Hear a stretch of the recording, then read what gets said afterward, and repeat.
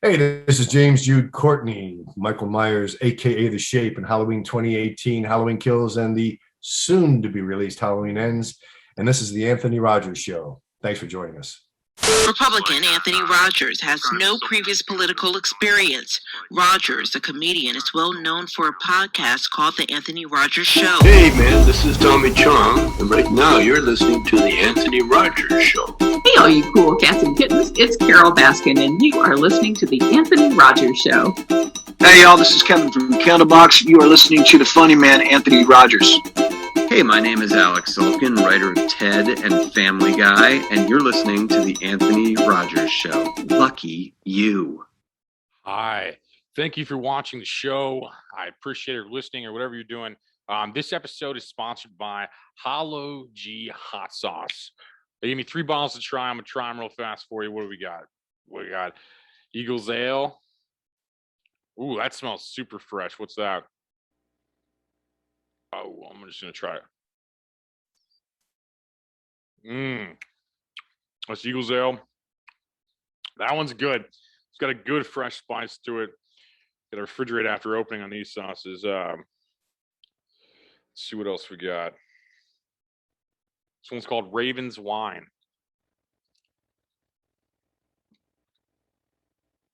That's interesting. A lot of peppers in that one.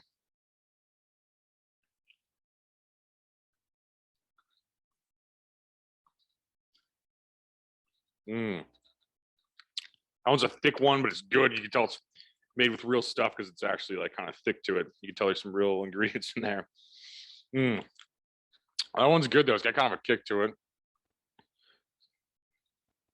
This one's Baldur's Bane.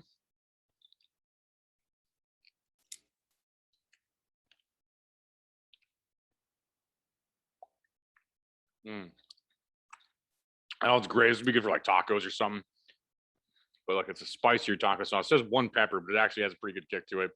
I don't know. Eagles Ale is probably my favorite one I just tried. But check out some Hollow G hot sauce. Support the sponsors. Stay till the end for Smalty Soul doing a new song off their new album. Welcome back to the greatest show in the entire universe. Today we have an absolute legend in the horror genre and just in general. James Jude Courtney from Halloween 2018 and Halloween Kills most recently. How are you doing, brother? I'm doing awesome, man. How are you? Good, man. Good. It's funny. I mixed up the names Mike Myers and Jason because it's like the shape in the script. Like, and I'm like a old school like Halloween nerd, and I always call it the shape in my head. And then I messed it up by like calling it like Jason or Michael Myers or something. Do people do that to you? This is more or less why I was asking that. Oh man, people do it all the time. They're like, James Courtney was in Halloween. He plays Jason, and I'm like, no. Kane Hodder does, Doug Tate does, like not me. I was wondering because like it flew off the tongue wrong. Like, I knew it was wrong as I'm saying it, you know. Like I was like explaining to somebody that you're on the show, you're gonna be on the show, and I was like, yeah, man, he played Jason in Halloween, and I'm like, oh, that's not even close.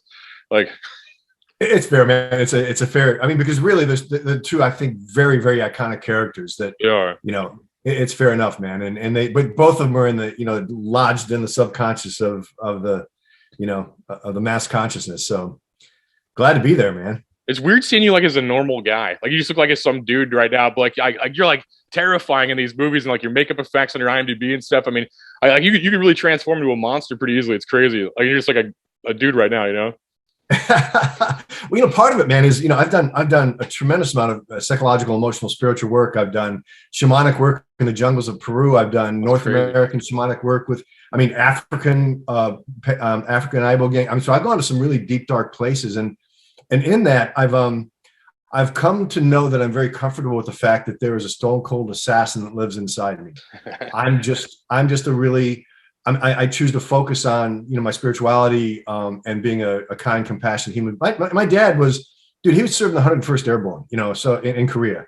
So my dad was a badass, but he was also the kindest, most compassionate man you'd ever meet. That's kind of what heroes are, man. Like heroes are just like men of action during the times you need heroes, and then like normal dudes during the rest of it, you know? Yeah. He was a great role model, man. I was really blessed. He and my 6 brothers, he not only raised us, he trained us, which was, I'm so blessed by that. That's crazy. Yeah, after you said that, you kind of have that military vibe. It makes sense. Like that, your dad would be like that. That's crazy. What's different about you as a main character is like you were like a stunt man and stuff too. Like that's like you have to do some crazy stuff to be Mike Myers. I feel like that's like your Michael Myers rather. Yeah. Well, part of it is, when I went out to California, I went out to just be an actor, and my idea with that was to be an actor so I could get enough power so that that I could start making my own films, and the studios would give me bunches of money. And early on, when they were casting for Conan, the Adventures of Conan at Universal Studios, I got an audition to do swords, and I'd done martial arts in 7th grade, so it was a natural fit. And then in that show, my friend from University of South Carolina, Alex Daniels, who's the current president of the Stuntmen's Association, I got offered to do a job that I play a character that did a high fall, and I was afraid of heights because I'd fallen off a slide when I was a kid. Oh wow! But he's like, dude, you're not passing this up. So he took me to Bob Yerkes, where they trained Circus of the Stars, and I learned to do high falls off of the trapeze. And so it was just the universe conspired to make me an actor stuntman. I did, it wasn't intentional. That's crazy. Yeah, everybody just kind of fits in when they fit in. It's like like in the entertainment, I guess. So what are some other crazy stuff that that would a normal person like me would just be like, what? like you had to do as like a stuntman? Like, is there anything they like frightened you outside of heights or anything like that, or like initially or? No, the height thing was only, and by the time after an hour working with Alex, I was scampering up. I think I hit 70 feet that day. And it was fun. I realized, whoa, this is fun, man. And so there are things that was a stuntman. There's a movie where I was going through a glass window and I knew I was going to get cut. I just knew it. Yeah. No, and I ended up having 3 surgeries on this hand. So, oh, that's crazy. But the thing is you just have to steel yourself, man. And you just, when it's go time, you freaking go, and you think about it later, man. And in fact, in that particular show, when the nurse was yanking glass out of my hands, and there was a pool of blood around me because they're irrigating, so the water mixed with the blood, so the pool is huge. The actor passed out. That's saw crazy. the blood on the pool. Yeah. No, I bet that's nuts, man. Like, yeah, your job's like definitely more intense than most jobs, probably. Especially in entertainment. I think most jobs in entertainment are kind of soft. Outside of like stunt, like outside of like what you do, probably. Like, they have long hours or something, but they're not really. It's not really like strenuous. I feel like. Well, not physically, but emotionally, it is. Fair. It's really. Acting is so much more difficult than people would think it is, and it's why so few people are really good at it. You have to go places and do things inside yourself that and honestly, my theory is it's why so many actors are alcohol and drug abusers, because you got to temper that. You got to find a way to temper it. I do it with athletics, beach volleyball and martial arts, and or I get on my motorcycle and take a long ass ride. You know what I mean? It's like there are ways to to move it, but it's, man, once you embody those energies, it can really fuck your shit up, man. Yeah. They're all just chasing dopamine in several ways. Like, I think that kind of like does help, like acting and being a different person kind of thing. Like anybody could be anybody if they focus on it. But yeah, you're right. It does take a while. For good actors, it takes a lot of work. I'm gonna ask you a couple questions I got from people online that I was asking and telling them that you're gonna be on here. Let's see here. This is like I was telling you, like I said Jason initially in the thing because I'm an idiot. Like, and then someone goes, "You mean Michael Myers, right?" I'm like, "Oh my god, yes." Like I kept it because it's good to, like, I think it's good to own mistakes, man. Honestly, like rather than just act like you know everything. This guy was just happy it was you. He's like James Jude Courtney. I'm like, "Yes, sir." He goes, "Can't wait." He was just happy it was you instead of like a different Michael Myers. Google claims his net worth is 1.1 million. How accurate is the search results on that? Like, for like, is it more or less? I think he's asking if your net worth is 1.1 million. We'll put it this way, man. The only 3 people who know my my income are my accountant and the IRS and myself. That's it. As far as all that Google stuff, man, there's so much wild information out there that is just not true. I was wondering that too. Also, like after you asked that, it made a good point because I remember like celebrities in the early 2000s saying that like Forbes would say they're a millionaire and they were like, and they weren't, and like Lindsay Lohan would complain about that a bunch. She's like, everybody thinks I'm a millionaire because Forbes keeps printing I'm a millionaire. Well, the thing is in our industry, when you've been around a long time, you do well, and if you do well and you're smart with your money, you do better. But I kind of feel like someone's net worth and someone's income. If you want to broadcast it, fine. That's your business. For me, I'm a very private person. I'm low key. And so I live by this motto. You know, I work hard. I try to be generous with the rewards of my work, but I also my father raised us to be conservative with our resources because and especially in my industry, man. I mean, I can go a year without work. I can go, That is crazy. And so I early on started planning for long spaces of time that I might not be working. And it's paid off for me. I've never really been in bad shape. I mean, I've gone through hard times for sure, but it's at the end of the day, who gives a rat's ass how much money? The guy who asked the question, he's like an entrepreneur kind of guy. I think he asked it for like motivation. He's like, he's really into like starting businesses and stuff. And that's like what that's like what I can tell the energy of why he asked. I know the guy.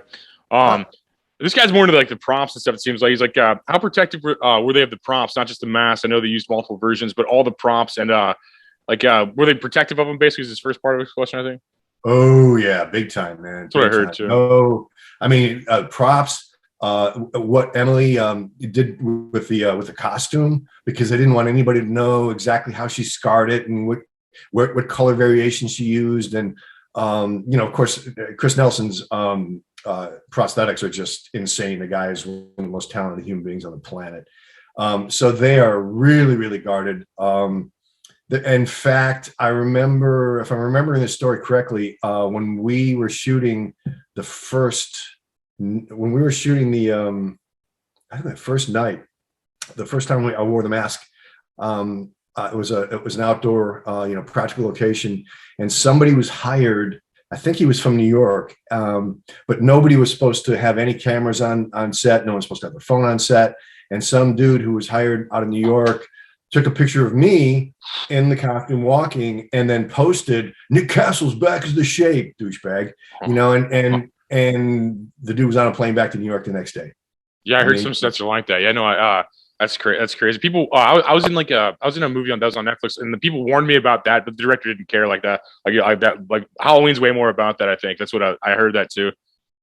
It has to be, man. Because part of the industry secrets. I mean, oh yeah, man. And the anticipation. It's the magic. It's like you don't want to see stuff like that. I mean, you don't want to ruin like film magic. You want to be terrified when you see a Halloween movie. You want to be terrified. I mean, that's what everybody wants.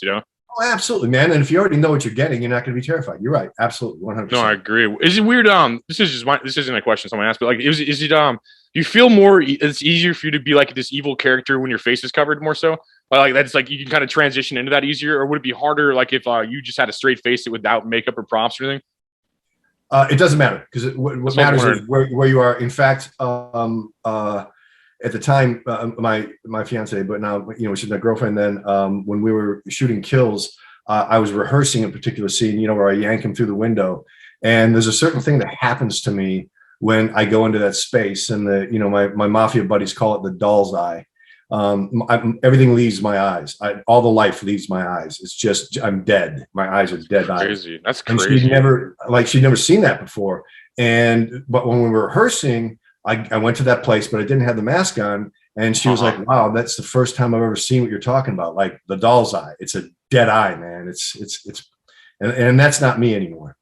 Yeah, for that role, I mean, you'd almost have to do something like that. It's a very dark role. I mean, and not anybody could do that. I mean, I don't think a guy like me could do that. Like that's crazy to just kind of picture like that. And you said like, what kind of you touched a little bit in the beginning. What kind of like preparation was this? Like you went to the jungle and some other things. Like, what kind of preparation gets you to where you could like come from the inside out like that? Like Well, I think it's like a buildup of all these years. I mean, the first film I did, Freeway Maniac, I stayed in a lockdown ward to, interview and live with schizophrenics, who committed murder. So I had a housemate for a time who was just out of prison, and he was a mafia hitman. He was a made man.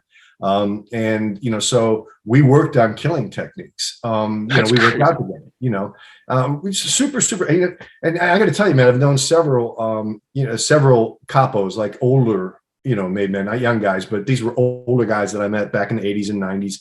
And they were really great guys, very talented guys, very funny guys, and they were very honest about who they were. And so you just don't accept a favor from them. That's all. And I'll tell you, don't take a favor from them, because then I own you for the rest of your life. But so we talked about that sort of thing, how you go to a place, and then doing the rituals that I've done, in South America and North America and whatever, the African rituals, you have to be prepared to go to dark place. And I use breath. I use the breath to get in there, and I use the breath to get out of it. And I think that's where Heath Ledger had problems, is he didn't know how to get out of it. Elaborate on the breath a little bit. Elaborate on that for like layman like myself. Like, what does that mean, the breath? Okay, so decades ago, a friend of mine, Max Strom is his name. You can find him on maxstrom.com. He started teaching yoga in my house, and he'd been a rock and roll star. I mean, literally, like Stevie Ray Vaughan opened for him, Chris Isaak opened for him. He wrote 9 movies, Best of the Best, American Yakuza. I mean, the dude had a storied career. So now, and we started working on breath together early on, and he was teaching me, really. And so there are various breathing techniques you can use to bring yourself into various states of mind and states of consciousness. Right now, he teaches breathing around the world. And literally, if you have high anxiety, he can get you out of that in one session if you follow his recipe. So what I do is I breathe it into me, and then it inhabits me. And at that point in the game, it's no longer me. It's not me. I have a little piece in here where I can edit, and I can pay attention to blocking in camera or direction if it comes to me, but it's not me. And then when I'm done, when I hear check the gate, or if I have to check out to go look at the monitor or talk to David, the director, at that point in the game, then I'll breathe it out, literally consciously breathe it out and just feel it leave. And then I'm back to myself. That's crazy. Like, do you think it's something like this is kind of a crazy question, but do you think it's something like demonic in you or something, like when you do that? Because I've heard a lot of rappers elaborate on this, like in these like these YouTube videos, like where they talk, like Beyonce has says something similar, but not like in a terrifying way. Like she'll say something like something comes into her, like to where like she almost, when she's on stage, she's not herself type thing when you're shooting. And similar with your shooting, do you think it's like some kind of entity, or do you think it's just like where you put your mind through these techniques? Well, I'm open to the idea that it's a commingling of entities. I'm sorry? A commingling of entities, so it might be multiple entities.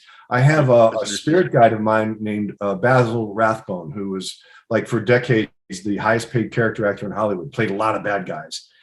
He was in Captain Blood, and he worked with Errol Flynn a lot. What was it? Robin Hood. I mean, tons and tons of movies. He was also, like myself, more inclined towards spirituality. So deep meditation, that kind of stuff.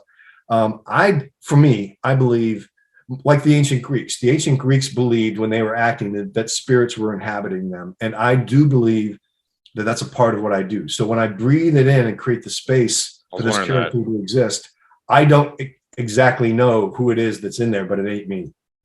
Yeah, I'm almost one of those. I've heard like several artists kind of refer to that. Like yours sounds more like obvious why you do it, but I mean, a lot of these people I don't understand completely. Like your character, you need to be this like crazy, dark, evil thing. I mean, that's like what it. I mean, it just makes sense. A lot of these guys, I'm not really certain like why they would like go that route, like a rapper or something. You know what I mean? Like I feel like it's just not as dark. I mean, it is, I guess, in a way, but not as dark as Michael Myers. You know what I mean? Well, I think the idea is to control it. You know what I mean? It's like, so if I'm the one who gets to control this body, I get to breathe it in and breathe it out. I also, frankly, every time before I work, I wrap myself in a blue ring of protection from Archangel Michael. So I am invoking Archangel Michael's protection for me when I work, so that the dark energies can't do anything more than. Now, I'm not telling anybody what to believe, but I'm telling you what works for me. No, for sure. Yeah, no, that's why I'm asking. That's why I know you to be on here, is I want to hear your perspective, Yeah, and honestly, man, it gives me the freedom to really go deep, because I feel safe enough to. And frankly, when you're working with a director like David Gordon Green, who creates an incredibly safe place to explore the limits of your creativity, that makes a huge difference too, because I'm not worried about any kind of negative energies hitting me on the set. David creates, just a beautiful sandbox, a beautiful palette. Let's say a blank canvas, but on the perimeters, he's created protection for everybody. He's fiercely loyal. He's fiercely protective of everybody in his house. So that also plays a really, really big part in it. No, it's crazy to think about, like, what an actor has to go through for that. Like, I mean, it seems insane on that. Let's see what else. Some more people have questions. I think we already kind of covered one of these, like, what do you use for inspiration and stuff. How would you compare your role to the previous, like, similar movies in the franchise? Like, what differentiates you from like the past like Michael Myers? That's a fair question. But what I've chosen to do is not intellectualize this process or my relation to any part of it until I finish Halloween Ends, until it's released. Because for me, it's a deeply spiritual experience. It's completely right brain and spiritual.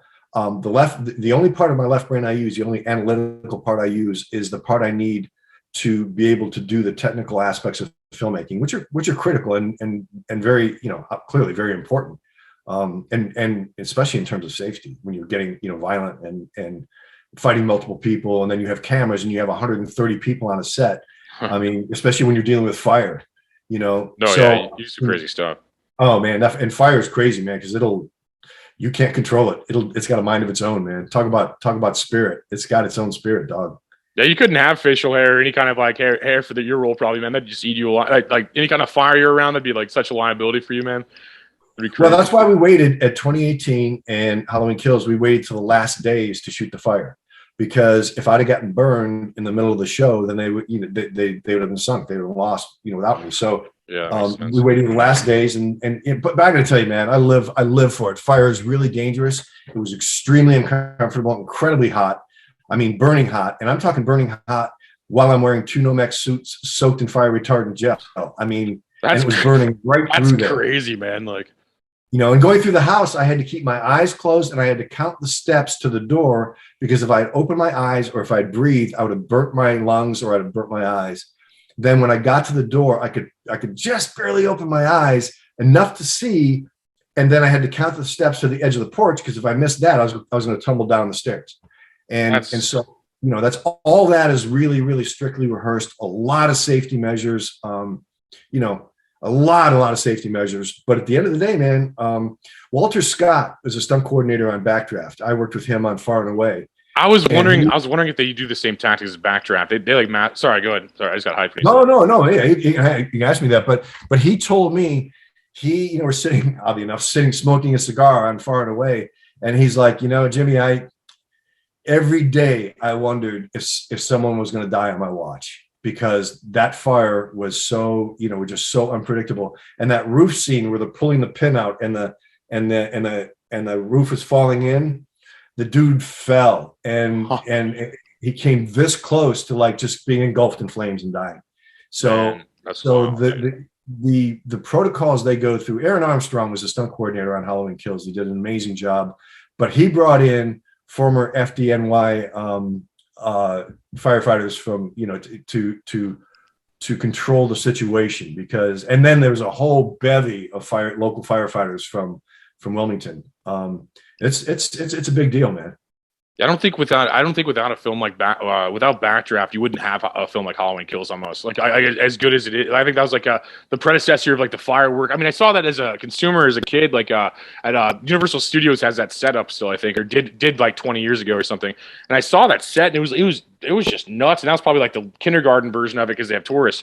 I mean, without that, I mean, you wouldn't have these great effects. I don't think, man. That was just a mastery of film, Oh, well, yeah. And I mean, and honestly, it would take a director like Ron Howard to do it. It's, you know what I mean? I mean, somebody who's supremely confident, and David, DGG is that. He's, I draw that comparison between David and Ron a lot. And for everything that Ron Howard is, David Green is more. You know what I mean? So, but it takes that kind of confidence in a director. Either that, or you're just a slack ass nutcase, in which case you're going to kill somebody. Yeah. No, like it's funny, like the difference between those two directors, because I think Green's way more of just a director, like kind of like a very good director, probably a better director than Ron Howard. But Ron Howard just like he went through every spectrum of like Hollywood. He's like the TV shows, the movies, I mean, he was in like one of George Lucas's first movies. I mean. And like, he's pretty much done every I mean, that's a crazy comparison, because they're so different and like awesome in different ways, Yeah, they are. But when it comes down to the essence of it, they're genuine, they're confident, they're loyal. And it's just, working with, and you're right, Ron's a little more removed when he's directing. David is in the sandbox playing with everybody. I was wondering that. Yeah, no, I was kind of wondering that, because their attitudes like that. Because Green just seems like a director, like a really good director. That's like his focus. You know what I mean? From my perspective, at least. Oh yeah, absolutely. And you'll be in the middle of rehearsing a scene or even working on a scene, and he'll go, "Yeah, this is not working." He'll pull out his laptop and tap out a new scene. And I like that. and it's like, and he'll take advice or comments or you're like, "Hey, shape, come here, look at this. Well, what do you think of?" Or he'll the first or the DP or a camera person, or it doesn't matter, a grip, craft service, it doesn't matter, man. It's like he's just absorbing every ounce of creativity on that set. And I think to do that, you have to put your ego aside, which he very successfully does. Yeah, I think for any kind of art, you have to. I think you just have to be like the authentic best version of yourself, and that's all that ever works. Like, you know what I mean? Yeah, man. My opinion, and man. for anything, I mean, no matter what we do, right? Yeah, being a dentist, if you're drawn into like dentistry, yeah, you better be like yourself. It's like there's no difference really as far as like authenticity, Yeah. What kind of stuff? You said you're working on Halloween Ends now, or like is that like in the future, or like? Oh no, I actually travel to Savannah tomorrow to meet with David, and we got some things to work through, and then I'm doing wardrobe tomorrow, and I think principal starts next week. So we'll be shooting, January, February, March, and Wow. then it gets released in October, dog. It's a wrap. But Tim Alverson is the editor. He's been the editor on the first two. He's amazing. I've been happy to spend time in the editing bay with him. And he starts cutting on the very first day, and he knows exactly what he wants. So by the time we're finished principal photography, he's a week or two away from his first cut. Wow. And his first cut is usually 90% of what. And then I've been down at Rough House in Charleston with Tim and David, and we've gone over various cuts of particular scenes, going, okay, how does this feel? What's that look like? So then you're getting into the minutia at that point. When you're getting down to the. And then once he cuts it, man, and then you get that crazy score from John Carpenter, it's all over, man. Hey, I'd like you to support the sponsors of the show, okay? Shady Lady 4 Pepper Sauce. Check this out. It's it smells super fresh. Tastes super fresh. And send me a little note. Anthony, thank you for your support. Don't be a pussy. The sauce ain't that hot. So support our sponsors. Shady Lady 4 Pepper Sauce. Do it. Thanks for watching this podcast. Carpenter's a legend, man. I love Carpenter. Like, he started this whole thing. Like, I think it's cool. What is he? He's kind of like removed from these movies, isn't he? Like he's not like. Does he do the soundtrack? You just said. Yeah, he does a soundtrack. That's and crazy. Basically, he signs off. He signed off on the project. Signs off on those scripts. That's rad. He's removed.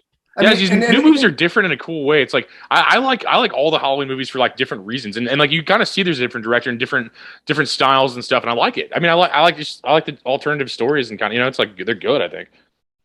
Yeah, we're appealing to different different generations now, right? Fair, so yeah. Look at the TikTok generation is going to want something a little different than the baby boomer generation. And what's really amazing about a good film or a good director is, which means, a good editor and a good soundtrack. And is if you can appeal to, 14 to 94-year-olds, man, you've done your job. I mean, I think your film does that well. I think Halloween Kills and like in the Halloween, I think that does that well. I mean, that's very smart. I mean, because everybody's scared of stuff. You know what I mean? Like everyone like has that fear in them, or like it's like so it makes sense a horror genre to be able to do that.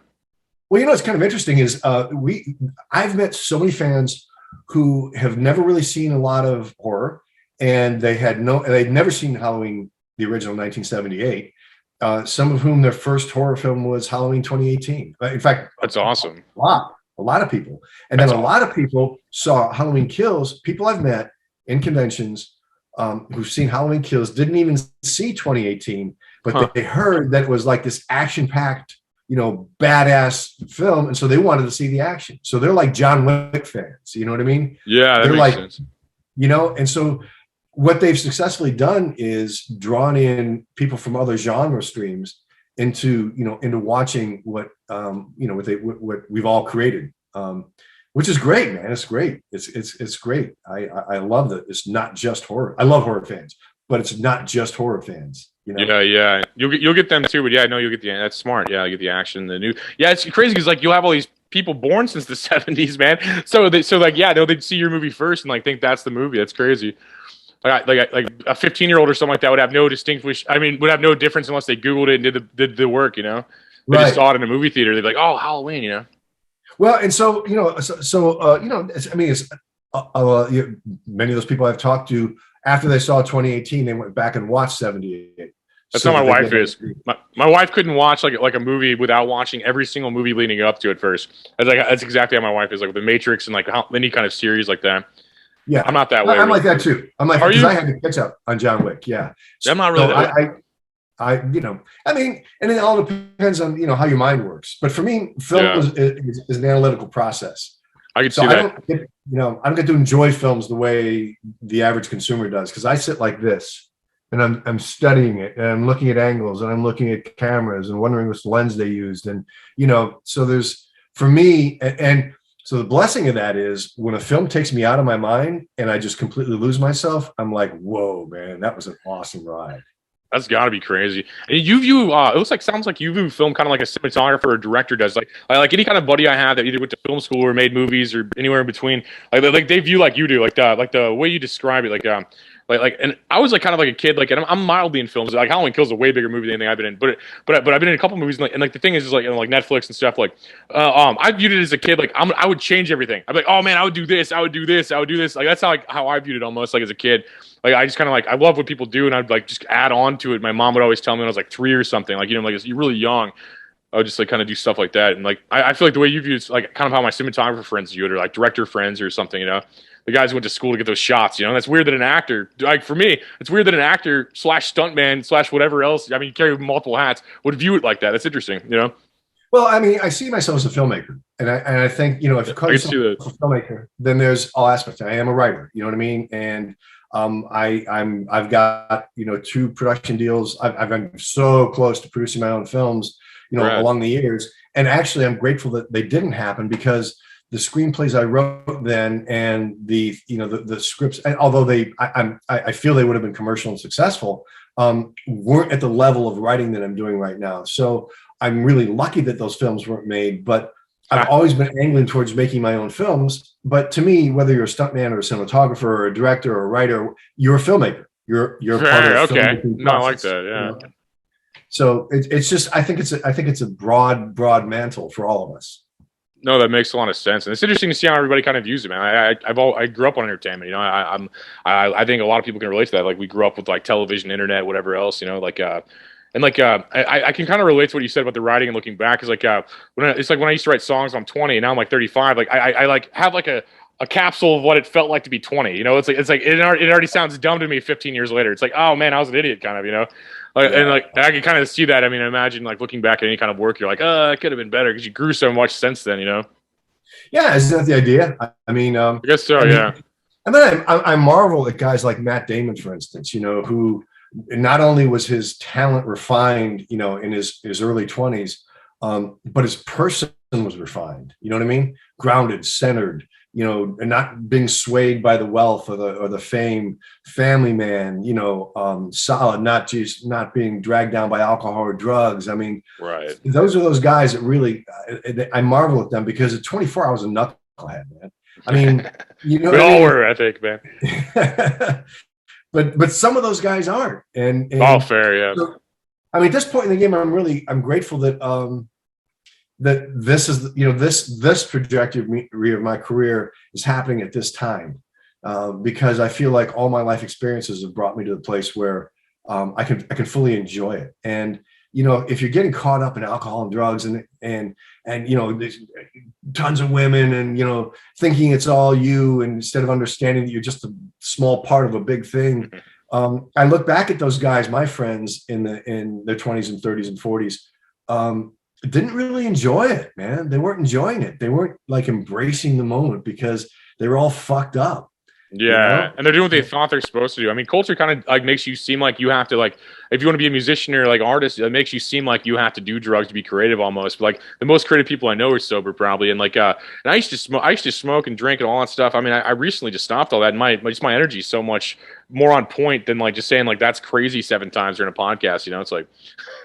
Yeah, man. I mean, and I'm all down. I mean, my attitude is like, do what works for you. Do Fair, what works. yeah. I'll do what works for me. But I do find that moderation, is. I mean, there. I go through long periods of time where I don't smoke or drink, and then I'll go through. It'll be right, and then I'll drink, and then or I'll smoke, and but That's to kind of me, more. That's kind of more how I am. You nailed it. I'm sorry. I didn't mean to interrupt you, but I was just saying, like, it's kind of that's kind of how I feel. That's kind of how I feel.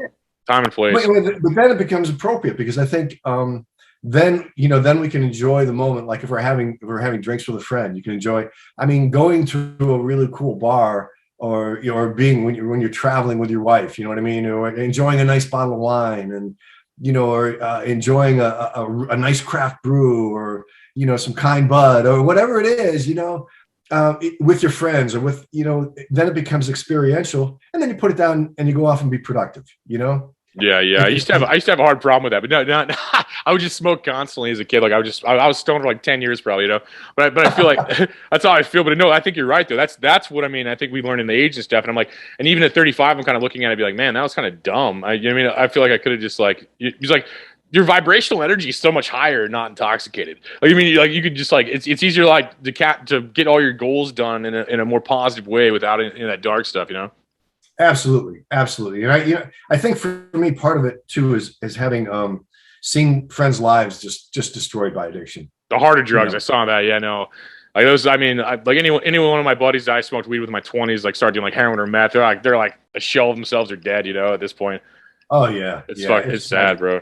And it's so draining to be around those people. I mean, because at a certain point, it's not them anymore. It's the addiction. You know what I mean? And then they'll just suck the life out of you. They'll suck the money out of you. Yeah. And it's not like they mean to. It's not them. It's not them anymore. So they don't feel how bad it is to steal from people. I don't think. Like they don't have that moral code. It's like sober, you have a moral code and compass. Like, man, maybe I shouldn't rob my mom today. But like these people, it's like that. There's a rule. There's some movie that was like this. I forgot what it was, but yeah, no, they it's messed up. They all turn into like liars and thieves and then die basically or go to jail. I mean, it's really sad. Like how. Well, I did a movie called When a Man Loves a Woman with Andy Garcia and Meg Ryan. That was a big movie, yeah. Yeah, it was. Let me tell you, man. So the courier knocked on my door, hands me the script. I sat down on my couch and I read the script. It was written by Al Franken, right? That's crazy. I didn't know. Who would think Al Franken would write this really touching, profoundly beautiful movie? But I read that script and I just cried. I mean, the humanity of it, the love of it, the understanding of the struggles that people do go through when they're battling addiction. Yeah. So, the compassion's there. It's just, I think it's and now we know that addiction has a lot to do with isolation, with connection, with some people with trauma, Yeah, I'd say trauma's the biggest one. I'd say masking that's the biggest one. I mean, that's why most things are done in probably America right now. It's MK Ultra. Everybody, like the traumatic, the people who have dealt their trauma are the easiest to manipulate and control, I feel like, in society. Oh, absolutely. And that's what's being done, I think. That's the biggest one to me is the trauma. But yeah, I know there's other things too, like you're lonely or whatever, or you're bored. I think boredom was my thing. I'd be like, man, I could sit around and be bored, but if I'd smoke weed, I'd be like less bored doing boring things, like like working and stuff. I probably wouldn't have even went to college if I didn't smoke weed. I'd like wake up and I'd be like, fuck this. You know what I mean? And I'd smoke. I'm like, okay, yeah, I'll go to school and then like play the game, whatever. Well, I mean, for instance, back in the day for me, picking up a guitar. You can grind for hours. You smoke a little weed, you can just grind for hours, just grind and grind and grind. Yeah, art's amazing like that. It has its place. It has its place. I mean, yeah. But at the end of the day, the quality of experience is, again, I think it's unique to the experience. And then, in terms of filmmaking or music, you're right. I think, Robin Williams said that. He thought he needed cocaine to make himself funny until he got sober and he realized he was even funny. Yeah, I think I see that a lot of comedians and stuff too. I think a lot of them are nervous or shy, so they'll drink or do cocaine or something like that, and get into it. And I know I see that all the time. And yeah, I mean, I think it gives you the confidence, which makes you funny. But I think that sober. I mean, vibrations are so much higher. You can take over a crowd sober way easier than you can on cocaine. I think just from watching people, Yeah, well, back in the day in the 80s, Ronnie Kinney was a comedian and MC at the Comedy Store, and he still works Vegas and whatever. But through him, I met Dysandre Clay and Robin Williams and Sam Kinison and like all these guys. And sometimes, my friends and I would go to the Comedy Store. Well, so many of those guys had gotten sober by then. Ronnie would go around and collect, because when you got on stage there, Mitzi would give each comedian 2 drink tickets. So they got 2 free drinks, but there were so many of them were sober. So Ronnie would go around and collect a handful of drink tickets. So my buddies and I drank for free, because we had all these freaking drink tickets, and the comedians were but it was amazing because I got to see like Robin Williams and all these, these amazing comedians. But it was amazing how quickly they got to the place where they had to be sober. And then their careers really took off. No, I think that's definitely key, man. And like, I definitely see that in a lot of comedians. Like I do comedy. A lot of my friends are into comedy and stuff. Like, so I mean, that's the best. That's probably the closest to your job. Like his acting is like sporadic and stuff. It's like you'll have like 3 months here, like here. That's kind of what it is for a comedian too, and like a musician kind of too. Like we all have kind of the same hustle in different ways. I feel like it's like I don't have to set up a drum set or something, but it's basically like a band touring, and then like and same with the actors. I mean, you have a lot of chunks like I do too. Like I probably most of my year could be podcast, and then summer I'll tour or something, like I could just be, I could just be lazy and sell ads or whatever for a podcast. But then like summer is like my move, that's when everybody's like out and stuff. And that's where you make the money in comedy, I think personally. Oh yeah, man. Well, I mean, we're gypsies by nature then, whether we're musicians or comedians or actors or, Yeah, artists are just like that. It's weird. And American artists are kind of a different thing too. Like we have confidence, I think, like more so. Like a lot of other like cultures, like they don't, like their artists can be like so like amazing, and like they just don't have any confidence. It's weird seeing that, like the difference between American artists and like European artists or something. Yeah, I think the interesting correlation is the British artists. They actually, I think their music scene is better than ours. Yeah, yeah. You know what I mean? Music, and it's so awesome. Like I would love to have been in Manchester. It's so many different periods, because the music that came out of there. Oh man, and their appreciation for. But I think because it's a small island, and like you can go 20 miles, and hear a different accent, hear a different dialect. That's true. Yeah. And so the culture is so. It's so different, and it's so condensed, and it's so rich, and it's so old, and so I think it's why we fall in love with the British invasions as they occur over and over and over, and it's why they love our music too, because we're so influenced with with jazz and blues, and think about this, man, without blues. And the Irish, Scotch Irish, there would be no country, country music. There'd be no rock and roll. But what people forget is with the blues was influenced by the African, by the tragedy that Africans went through. But people forget that the beats were Native American. Yeah, yeah, it's true. Right? So the Native American beat, and then the African influence, and then so you have that. There you get your blues, and then the jazz comes in. But then the Scotch Irish, the country, the Appalachian influence, all that coming together to create rock and roll. I mean, it's really beautiful, man. It's really if we listen and you pay attention, No, I agree. It's very American art. It's like that all came from like America. I'd say rock's debatable because like blues kind of took everybody there, but like I'd say blues and country. It depends. Elvis was first, I guess, or Rock Around the Clock guy. What was that guy? Bill Haley in the Comets. That was technically the first like one I think they credit at least. But how many people were playing this in their garage going unrecognized, or like at their house, Oh man, and I would love to have gone back in that time when you could still go down to the Delta, or go down some old country road in Georgia, or Alabama or Kentucky or whatever, just see some more. Well, my uncle Jim was he was a merchant marine in World War II. He was gun runner for the IRA for a number of years, but he was in a motorcycle accident. He was an Indian rider, and he was in a motorcycle accident. He was unconscious for like a year, and then when he came to, he was in a hospital for like another year. So he got one country station out of Charleston, West Virginia. So his buddies would just bring him different instruments. So he learned to play everything. That's crazy.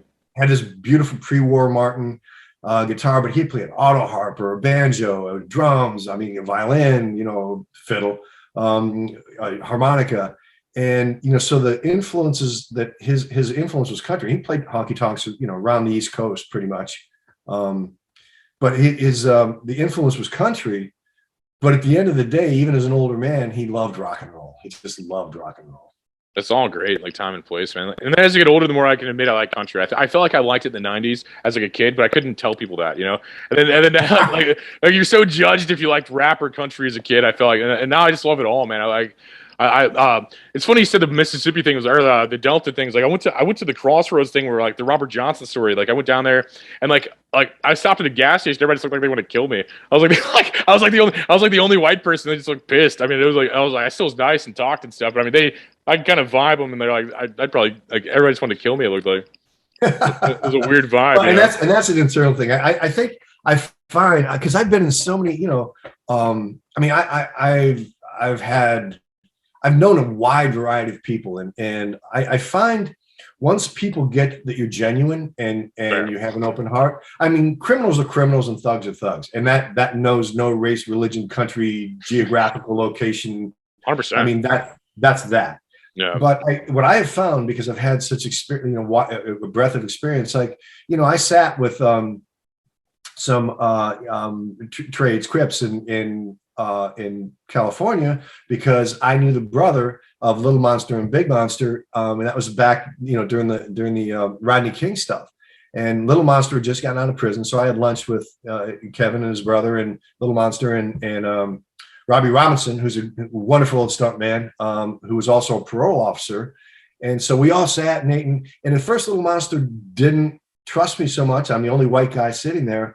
But then as he began to realize that how Kevin trusted me and how Robbie trusted me, then as he relaxed, I got to see more and more of him and got to see just how intelligent he is and how creative he is. And he's become a spokesperson for how to deal with the gang issues, because he grew up in a really tough place and that was his way out, he thought.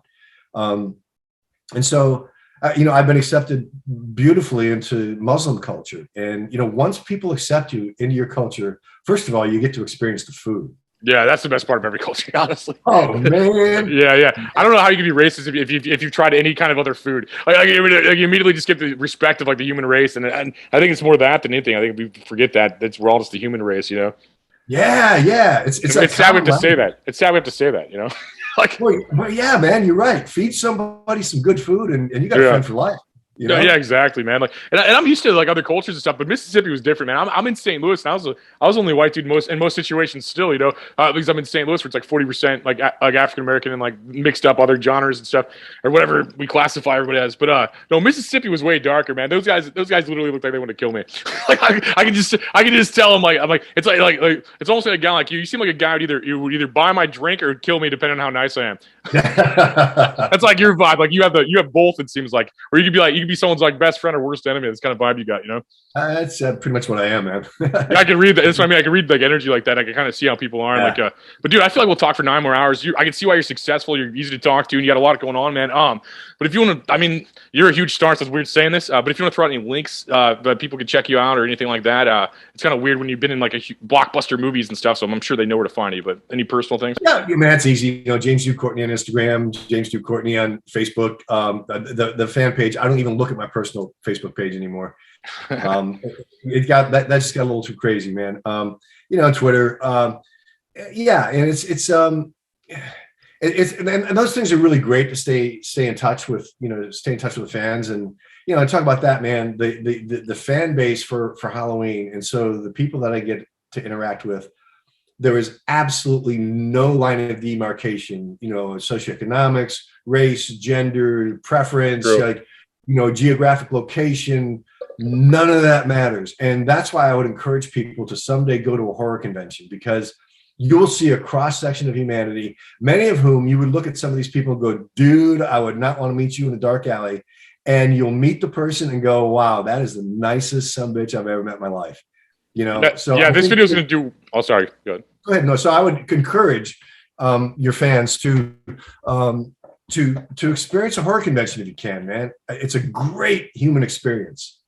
Yeah, I see a lot of those indie like filmmakers, like they like absolutely love your stuff, like that. Those there's like this like film scene of like these like like bloody stab movies. I don't know how to call them, like just really kind of effed up movies, but they're good.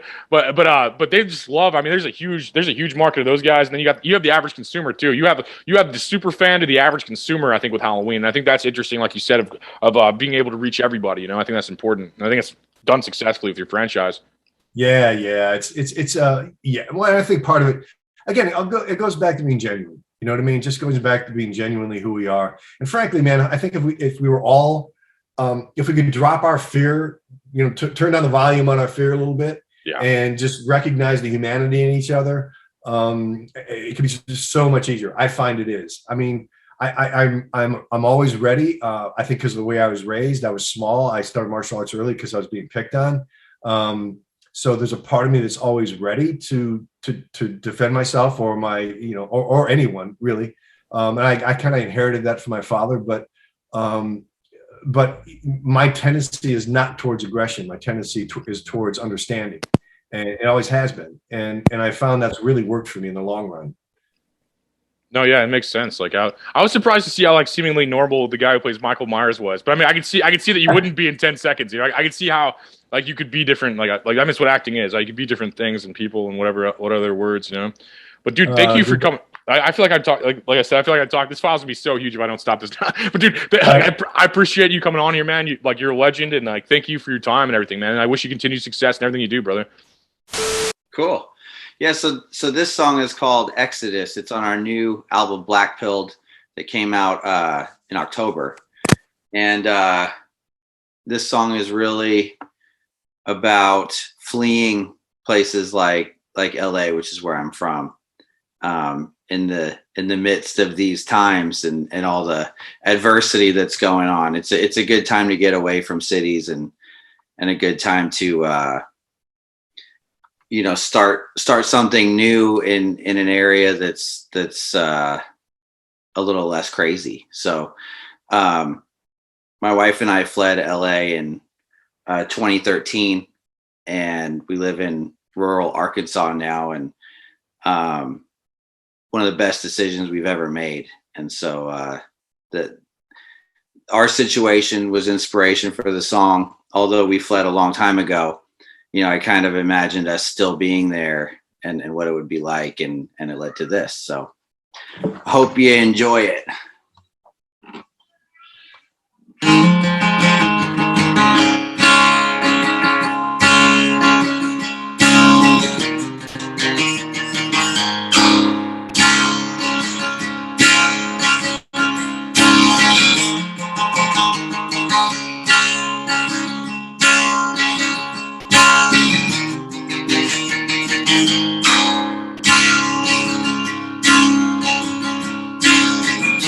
Drain from running this race. I see the same damn looking, same damn face. Yeah, it's the same that you see to the soul. All you see in this town is a deep black hole. Lost again, and there's nothing to say. We don't make our move, we might be here to stay. We should pack our shit and get out of LA. I hear a new voice coming from a better place.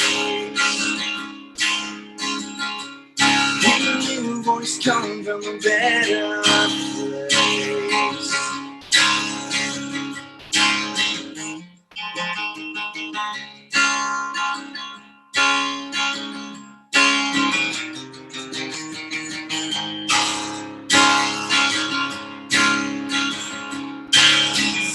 Freedom comes and freedom goes. Getting tired of living with freedom's clothes. Cover that mouth and cover that nose. Then it's time for the slaughter to gun and shoot goes. Feeling lost again, and there's nothing to say.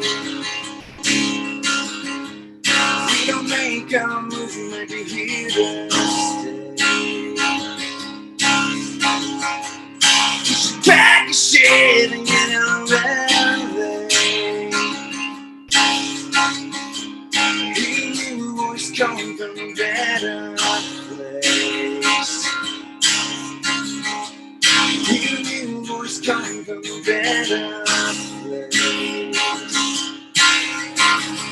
Yeah.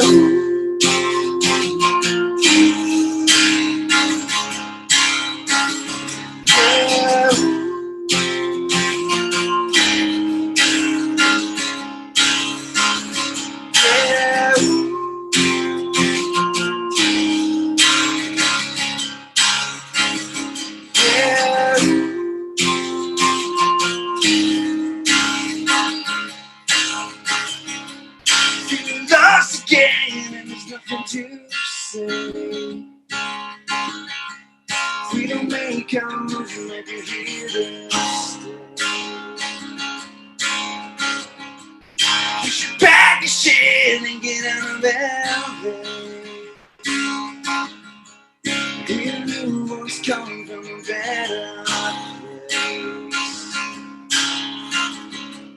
Hear a new voice coming from a better place.